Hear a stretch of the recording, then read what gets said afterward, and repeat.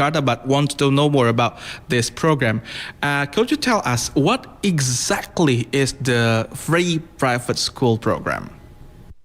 Okay, thank you. So the free private school program or Sekolah Swasta Gratis is the Jakarta provincial government's initiative that allows students to attend participative private schools without paying any tuition. The provincial government cover all costs in full. So the participating students and their families pay nothing. No admission fee, no monthly tuition. These programs actually aims to make good quality of education genuinely inclusive and accessible for every child in Jakarta.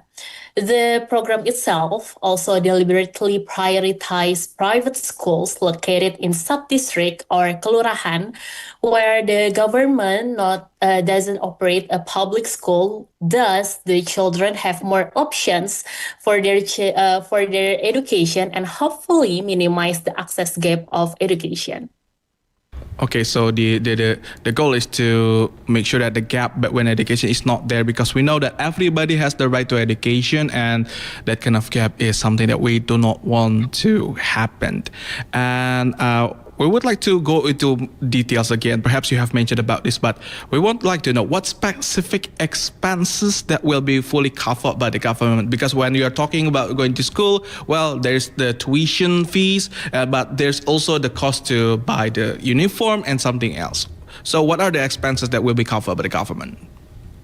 Actually, all the expenses has been covered by the Jakarta government. The books, the teacher's fee, the admission fee, and all costs related to the education aspects in private schools is fully covered in this program. So the parents and the children have pay nothing. Yeah.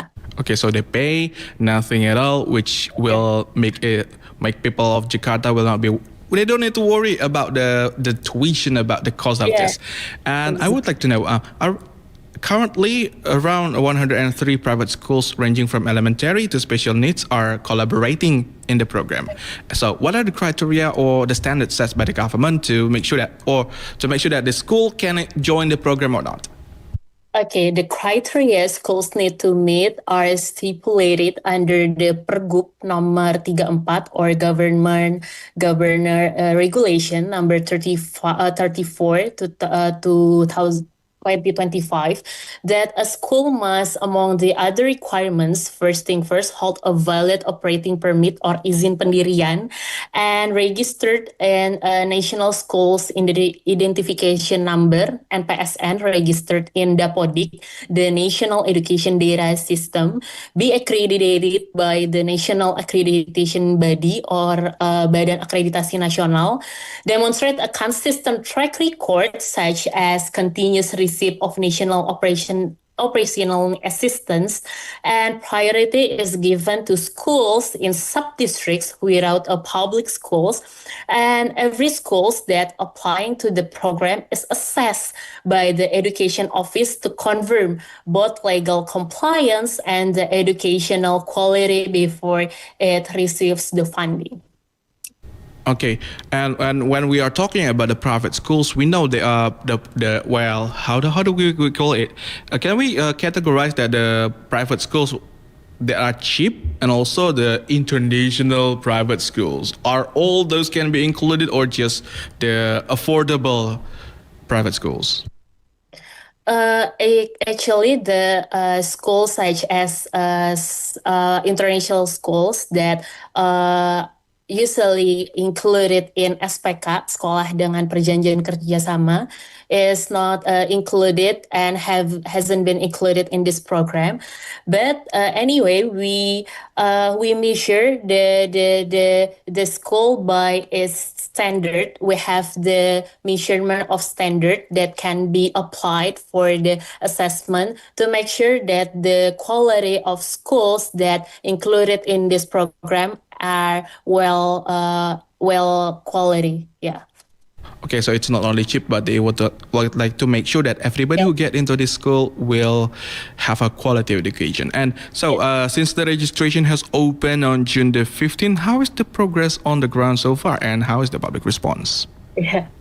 We are truly happy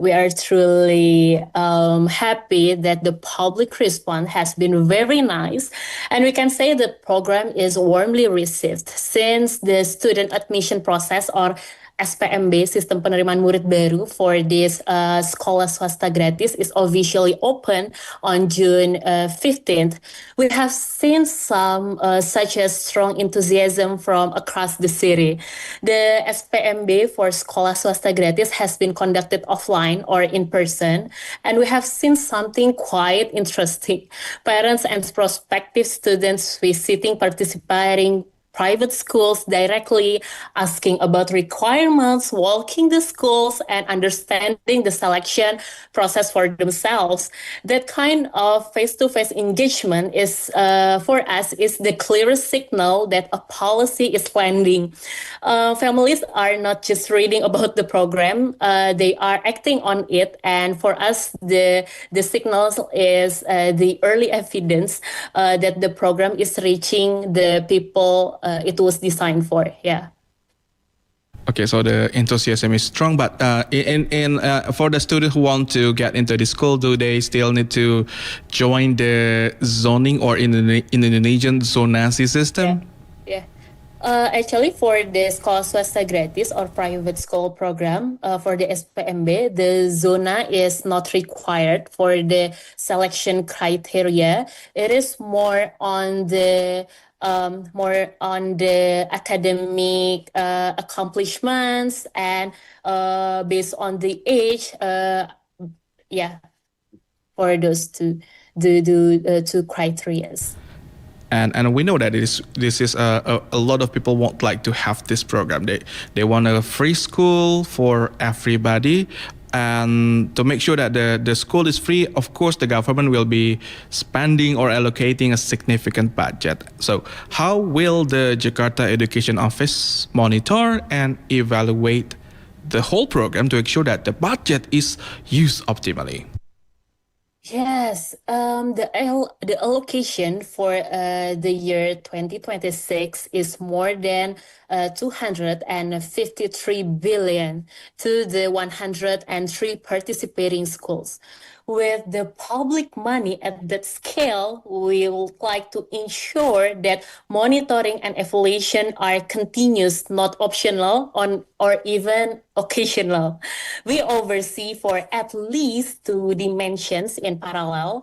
First, for the use of the funds itself, and the second, the quality of the education it delivered. For the first one, for the use of funds, funded school may not charge students anything. Yeah.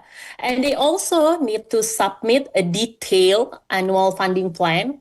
And the disbursement of the funds are linked and verified by the PODIC or active students data in the National Education Data System. And the schools and foundations are formally and materially responsible for the funds. And also, we have create sanctions and consequences for those who violate the rules. And for the second one, for the quality of education that delivered, every school that wishes to remain in the program of sekolah swasta gratis is reassessed each year according to the regulations that apply. So the school that doesn't meet the requirements doesn't receive the funding allocation at maximum level. We hope that this mechanism keeps the incentive pointed in the right direction. Yeah. Okay, and you already mentioned that the plan is to reassess the school every year to make sure that the quality is still there. So it means that it's not a short-term plan only for the government of Jakarta to create this only for short-term, but it's going to be a long-term program, right? Yes, So, surely. so how do the Jakarta government, especially the Jakarta Education Office, make sure that the program is sustainable? First thing first, we have to measure the quality, the good quality of education is delivered by the school. And the second one, we always make sure that the students are well taken care of for the school. And the third one, for the funding, we always have the monitoring plan each month to make sure that the funds uh, is well taken care of and is well taken care of by the schools. Yeah. Okay, and we see that there has been a very great enthusiasm both by the private schools who want to join the program and the students who want to enroll to this. And actually, what is the strategic next steps for the Jakarta Education Office for this program? What is the plan to expand or perhaps improve the programs not only for next year, let's say in every 2 months or in the coming time? Okay. For the past year, we have built foundation for this program, and we all can see that the growth trajectory tells the story that the program only began with 40 schools in 2025, and we have seen that this program has expanded to 103 schools for 2026, an addition of 63 schools in a single year. With the growth of more than 150%, our immediate focus now is on evaluating implementation across these 103 schools, while safeguarding quality, accountability, and consistent standards for these 103 schools. We want this program to scale not only in numbers, of course, but also in its effectiveness and its real impact on education for the children of Jakarta. Once the foundation is firmly in place, we are optimistic that the number of participating schools could continue to grow in line with the government's fiscal capacity. Yeah. Okay, and of course, this is one of the gift from the city at its 499th anniversary. But besides that, is there any other programs that will support the free private school program, or is there any other program that might be implemented too to make sure that the education in Jakarta will be better? Yes, of course, like I said before, that our ultimate hope is to make education in Jakarta is more inclusive for all. So beside the free private school program or program Sekolah Swasta Gratis, we have other programs like KJP, KJMU, SPMB Bersama that has strong beliefs and strong mission to make education is more inclusive for all in Jakarta. Okay, thank you very much, Ibu Meidinata, for joining us in the Voice of Indonesia. Thank you.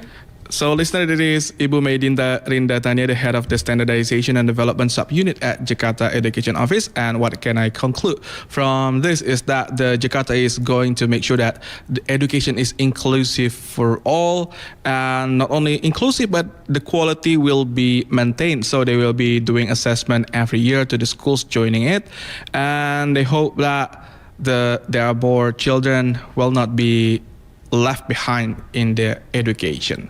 And you can listen again to this VOI talk on application RRI Digital or the YouTube channel VOI Official.